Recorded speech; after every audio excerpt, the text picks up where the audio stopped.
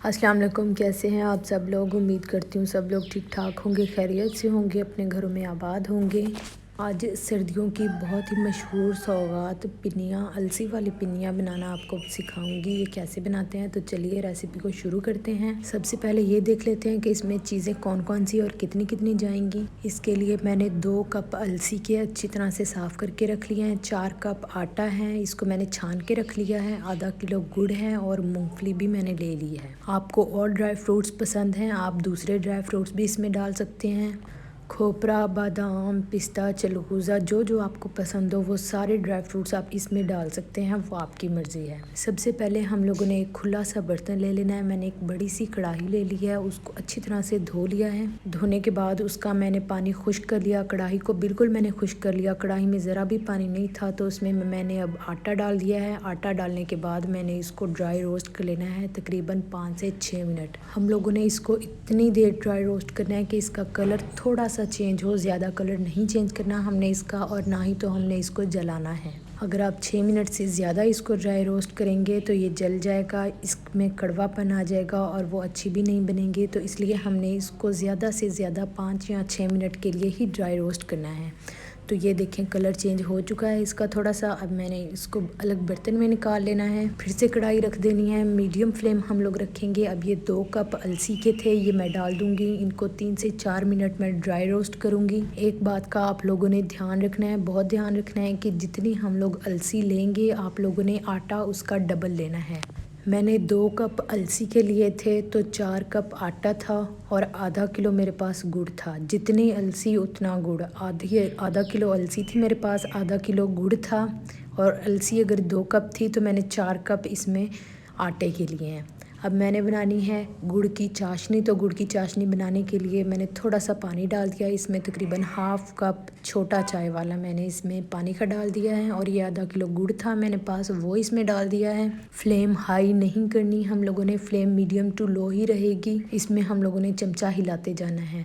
अगर चमचा नहीं हिलाएंगे तो ये नीचे लग जाएगी और ख़राब हो जाएगी, कड़वी हो जाएगी। इसलिए हम लोगों ने इसमें चमचा हिलाते रहना है। चीनी इसमें नहीं डालेंगे, चीनी डालेंगे तो इसका टेस्ट डिस्टर्ब हो जाएगा, इसलिए सिर्फ इसमें गुड़ ही जाएगा। तो गुड़ जब बिल्कुल अच्छी तरह से डिज़ोल्व हो जाएगा, इसमें हल हो जाएगा, तब हमने इसमें डाल देना है घी। ये देखें अब सारा गुड़ जो है वो इसमें डिज़ोल्व हो चुका है। हमारी चाशनी बनकर बिल्कुल तैयार है। अब इसमें मैंने आधा किलो डाल दिया है घी। घी डालने के बाद अब ये पक रहा है तो इसमें मैं पीनट डाल दूँगी।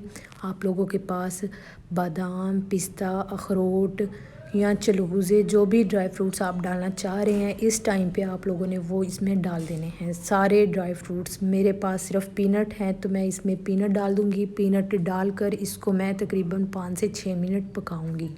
तो ये देखें माशाल्लाह बहुत ही खूबसूरत कलर है। आप लोगों ने इस चाशनी को ज़्यादा देर नहीं पकाना, नहीं तो इसका कलर ब्लैक हो जाएगा और हमारी पिनियों का कलर भी डिस्टर्ब हो जाएगा। ये अगर आप सर्दियों में बनाकर खाएंगे तो आपकी कमर दर्द, घुटनों का दर्द, पट्ठों का दर्द और टांगों का दर्द सब कुछ ख़त्म हो जाएगा। आपकी सर्दी ख़त्म हो जाएगी, क्योंकि अलसी गर्म होती है और जो ड्राई फ्रूट्स डालते हैं वो भी हमारे दर्द के लिए मुफीद होते हैं। तो इनसे हमारे सर्दियों वाले जितने भी दर्द हैं वो सब ख़त्म हो जाते हैं। तो अब ये देखें मैंने इसको 4 से 5 मिनट के लिए मैंने पका लिया था पीनट को इसमें डालकर। अब मैं इसमें डाल दूँगी अलसी। अलसी को मैंने ग्राइंड कर लिया था। इसको मैंने 3 से 4 मिनट ड्राई रोस्ट करके इसको ग्राइंड कर लिया था। बिल्कुल इसका हम लोगों ने पाउडर नहीं बनाना, इसको हम लोगों ने दरदरा सा रखना है। थोड़ा सा हम लोगों ने चलाना है ग्राइंडर और इसको दरदरा सा पीस लेना है। हम लोग इसमें अलसी डालेंगे, साथ ही हम लोग इसमें आटा डाल देंगे। जल्दी जल्दी से इसको मिक्स कर देंगे ताकि हमारा जो आटा है, अलसी है, वो हमारी कढ़ाई के साथ चिपके ना। जल्दी जल्दी हम लोगों ने मिक्स करते जाना है। 2 मिनट में सारा मिक्स हो जाएगा। मिक्स करने के बाद हम लोगों ने जल्दी से फ्लेम को भी ऑफ़ कर देना है। उसके बाद हम लोगों ने ये पतीला नीचे उतार लेना है। इसको थोड़ा सा ठंडा होने के लिए हम लोग रखेंगे। बिल्कुल ठंडा नहीं करना। जब ये इतना गर्म हो और इतना ठंडा हो कि आपके हाथ इसकी हीट को बर्दाश्त कर सकें, तो तब आप लोगों ने इसके लड्डू, इसकी पिनियाँ बनानी शुरू कर देनी है। अगर बिल्कुल ठंडा करके अगर हम इसकी पिनियाँ बनाएंगे तो वो टूटती ही जाएंगी, पिनियाँ नहीं बनेगी वो। तो ये देखें मैं जल्दी जल्दी से इसको मिक्स कर रही हूँ। मेरी बाजू में दर्द होने लग गया था क्योंकि ये बहुत ही गाढ़ा हो गया था ये। तो मेरी बाजू में दर्द होने लग गया था। जल्दी जल्दी आप लोगों ने मिक्स कर लेना है। 2 मिनट लगेंगे इसे मिक्स करने में। उसके बाद हम लोगों ने फ्लेम को ऑफ़ कर देना है। बहुत ही मज़ेदार खुशबूदार है और सर्दियों में तो आप इसको बनाकर महीना महीना भी रख सकती हैं। रोज़ एक खाएं या तीनों टाइम जब भी आप चाय बनाती हैं चाय के साथ खाएं या सुबह नाश्ते में खाएं, हर हालत में ये अच्छी लगती हैं। जैसे भी आप खाएं बहुत अच्छी लगती हैं। 4 से 5 मिनट इसको मिक्स करने के बाद फ्लेम को मैंने ऑफ़ कर दिया था, तो इसको मैं साइड पे कर लूँगी। अब ये गरम गरम है, मेरे हाथ भी जल रहे हैं और इतने ये गर्म हैं कि मेरे हाथ इसको बर्दाश्त कर पा रहे हैं। तो जल्दी जल्दी से मैं इसके लड्डू बना दूँगी। लड्डू बनाकर साइज़ आप अपने हिसाब से रख सकते हैं, छोटा बड़ा जितना आपको चाहिए। मुझे नॉर्मल साइज़ के पसंद है तो ये नॉर्मल साइज़ के लड्डू बनाकर मैं इनको रखती जाऊँगी जल्दी जल्दी, नहीं तो ये हमारी कढ़ाई के साथ चिपक जाएंगे। इसमें बिल्कुल भी देर नहीं लगती, बहुत ही जल्दी बन जाने वाली, कम से कम आपको आधा घंटा लगता है ये डिश बनाने में। बहुत मज़ेदार बन के तैयार हो गया। रेसिपी को ट्राई ज़रूर करें। आपको कैसी लगी कमेंट सेक्शन में मुझे बताना मत भूलें। अपनी दुआओं में याद रखें, अपना बहुत सारा ख्याल रखें। मिलते हैं नेक्स्ट वीडियो में, तब तक के लिए बाय बाय, टेक केयर, अल्लाह हाफिज़।